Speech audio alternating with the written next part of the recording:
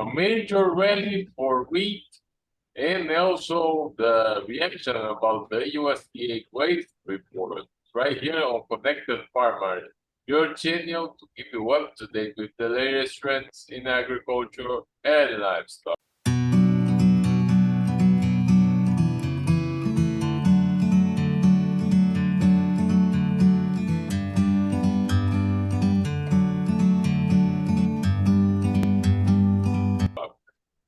So, Jerry, how are you today? Let's start talking about the USDA's report that was released on Wednesday. What are your thoughts on that? Well, people going in with the assumption that the USDA was going to make some adjustments in both exports. Some people thought they were going to go down in exports on both corn and beans. I was a little wondering if they might actually go up a little bit on beans because of the trends we've had recently on shipments and sales on U.S. soybeans.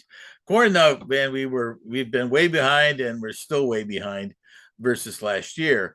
But lo and behold, the old USDA always gives us a little twist here on things. And starting out with the soybeans, because that has been kind of the leader here recently because of what's been going on with weather up and down in South America, and particularly Argentina.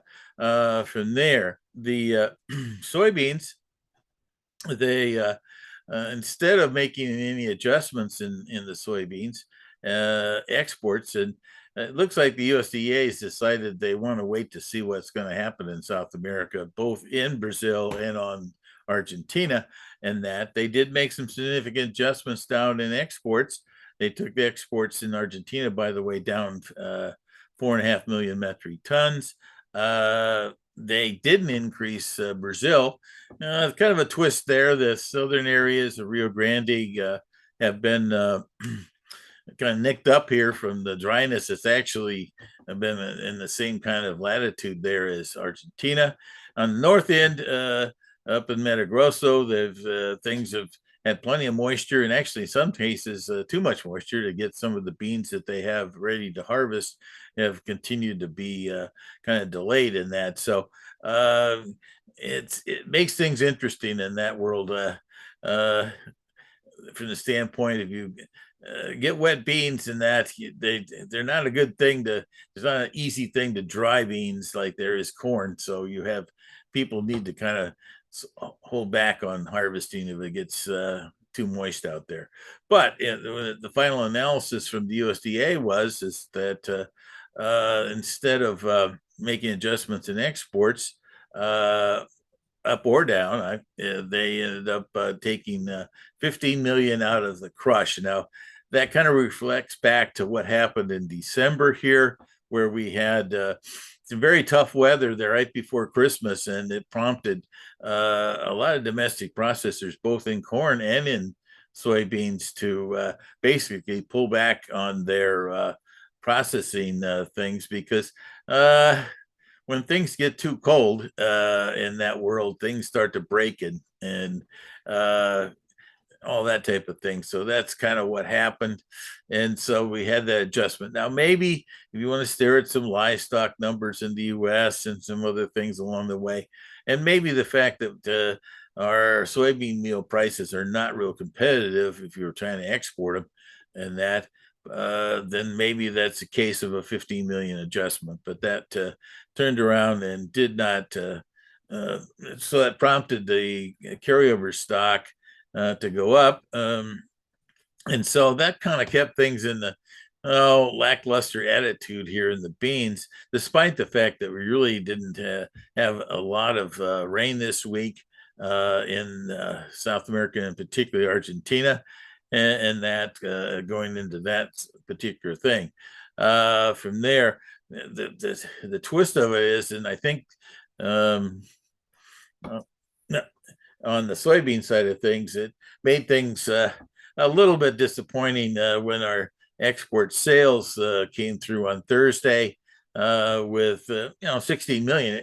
Surprisingly, that's still about the 7 or 8 million above the average we need to get to even get to the USDA's numbers right now. So we're not running behind schedule here on our export sales, and that they're not as high as they have been, but you know, we're still ahead on shipments and sales at this point are still solid because I think my average was like 8.5 or 9 million per week. So that's what we need to average on our sales to get to the current USDA number.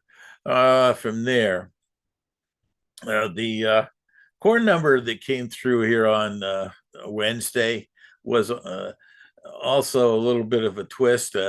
Instead of taking that exports down because we're significantly behind on shipments versus last year, they left them unchanged, I guess, from the same reasons we just talked about in soybeans here. A lot of different things. The Argentine side of the question there, they did end up taking that number down to 41 million metric tons from there, which is right on the cusp, I think, of getting people excited about the exports maybe reviving all the way back on the U.S. side, but instead the USDA decided to adjust their ethanol production by 25 million. Same reason, cold weather, things of that problems that were occurring there during January. And I don't know, it's a little strange in the fact that the ethanol side of things, I don't think that the U.S. driving mileage is going to be significantly lower going forward here, but maybe the powers that be are going to look to maybe shave down some of their current stocks out there longer term. But at least at this point, the 25 million they took out of domestic corn production, corn usage, I should say, for U.S. went into the carryover stock and kind of matched up with the trade's expectations of I was actually looking for 50 million off in exports and no change in the ethanol production, and other people were looking for other twists, but their average estimate came out to be as expected. So to some extent, the two major crops here on Wednesday's numbers didn't have any superstar lead numbers, and I think that's prompted us to be a little bit sluggish after that. But I think things have changed here as we went into Friday. Yes, so there was this major rally as I mentioned in the intro for wheat, over 30 cents of a rally. So there are many factors, but what do you think is the major factor? Well, as we came into today, at least, the wheat market, which really kind of set the tone here for the day, as we were reacting to the markets there on Wednesday along the way, since the world stocks didn't change that much, didn't go up on our carryover numbers, despite the fact that they increased Australia's crop by 1.5 million metric tons. They increased Russia's crop, but the stocks numbers didn't change a lot. And to some extent, we had the interesting twist on the wheat market is we've been in a pretty hefty downtrend all the way started from late, during the fall last year, and the March contract today actually made a second penetration of that downtrend line, which is always interesting. Sometimes the world kind of reacts to what they see on the charts as much as they see what's going on in the fundamentals. One of the comments in the fundamentals early today was that the Russians continue to be disgruntled about the export activity that's gone on here since they've they're even making complaints about it before the extension, and they're continuing to make that statement. It's kind of interesting is that they're substantially above last year's pace for exports at this date, and to some extent, their tactics of Turkey there to let shipments out from Ukraine continues to be a bottleneck for that part of the grain agreement that the grain corridor that we've had. So that's an interesting situation. That kind of maybe started it. I think the markets then got kind of into kind of following some of the lead here because one of the things that's kind of been pretty common for the last 3 to 5 months has been that the major investors and that have been optimistic about corn and soybeans, or at least be willing to be on the long side of that market, those markets, I should say, and then the wheat market because of the fact that that partly because of the fact we didn't have that the grain corridor is going to be open, so some of that supplies are going to get out of a very important production area for wheat, no doubt about it, and that they were utilizing the sell side. So in essence, they were long corn and beans and short wheat. And I think today's situation might have been a culmination of the fact that we've been kind of lurching along here somewhat sideways, and now all of a sudden the technicals are a little there. So we had people feeding off of that, and so we had some people short covering over in the wheat market, and that also helped us a little bit in the corn along the way too today. And so both those markets got a boost, I think, from some of the technical features that has been arose today in the Chicago wheat market. How do you think that's going to continue? I think there's going to be a little more as we get closer. The concept and reason why that news in Russia was important is that now we are 5 weeks away. I think it's March 19th is officially when the grain corridor thing agreement can be extended or changed or whatever it might be. I think the world's going to be a lot more sensitive about the information about export activity coming out of the Black Sea. There's also more commentary about the Russians putting together maybe some type of offensive here to try to gain some more ground and that. So that whole area over there is going to be a lot more involved in the markets. The wheat side of things, it still has to, we're still a little ways away here for significant damage or ideas coming out of India. India is the next one kind of in the world cycle of wheat production here. We've had, of course, Europe and North America having their wheat crops. Then you end up kind of going to Argentina, which definitely got beat up big time. Then Australia's crop came through, as we mentioned earlier, very good, actually an increase of 1.4 million, I think it was. And now the next crop that comes in late March and April is going to be the Indian crop, which is last year was a big factor in things. First, they were going to be a big seller into the world market, and then things got heat. They have an interesting time over there where temperatures can get really hot in March and April and start to shrink a crop over there pretty quickly, and that's what happened to them last year. We're right now, at least that's nobody's got a good forecast for that for sure, but I think people are very remembering of what happened. So it'll be highly important to what's going on there in the wheat crop as we go forward. But I think the real focus is continuing to be here when we get in the near term here is going to be Argentina and South America. Either too much rain in the up in the north in Brazil, or potentially here some more dryness here. There is some shower activity, by the way, scheduled here for late this weekend and early next. Originally, it was talking about it being a lot more centered on the southern Cordoba, Buenos Aires, and La Pampas, but I think some of the features that also popped up in here today was that rain could be further north, and that's important for the north, but the major production area there is along Paraná River and Buenos Aires and Cordoba and southern Santa Fe. And if instead of an inch to 1.5 inches, it comes in at 0.5 inch, there's not much rain again behind this scenario down there. So it's highly important what we see and happens here by early next week in Argentina. Yeah, so what about the Chicago market? So what do you expect next week that we will have President's Day in the US? Well, yeah, we've got a full week this week, and then the week after we're back to a 4 week, 4 day week. I think actually we've pushed these corn prices and soybean prices right up to some interesting levels. We talked about the wheat action today, kind of reacting to some of the things in the chart patterns.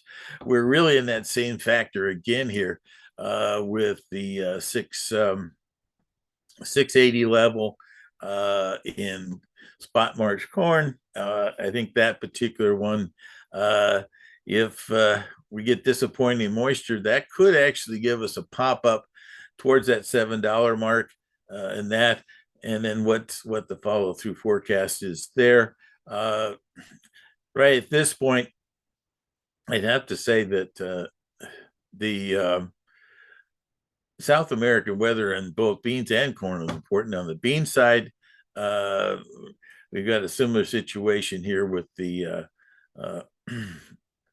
excuse me, values up there in the 1580 levels at this point.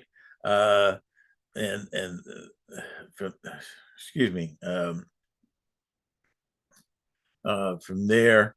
And so the soybean side of things also very importantly involved there. I think right at this point, if producers aren't up against or up closer to 75 or 80%, that'd be a good chance to take advantage of those prices. The one area that I'm really kind of looking forward to try to get some sales off on is the new crop values, and that in the $6 to 605 zone. I think we should get some 10% of the crop started out there. And in the soybean side, a similar situation, looking at the 1380 to 1390 level out there on 10%. And why am I excited about that? The important thing is that later this month, the U.S.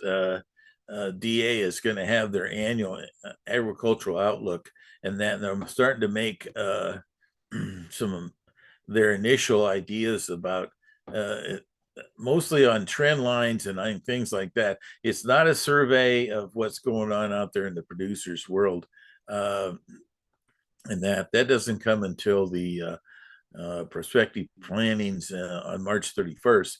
But we're going to get people starting to really tie into that, because the USDA puts out their some revised numbers. They put out some baseline numbers last fall. There will also be looking at some adjustments potentially on both corn and soybeans. One thing we do know is that there's been a big jump in winter wheat numbers this year already, and I think to some extent there might even be possibilities of some adjustments in spring wheat numbers, and that as we go forward here, and that as the total.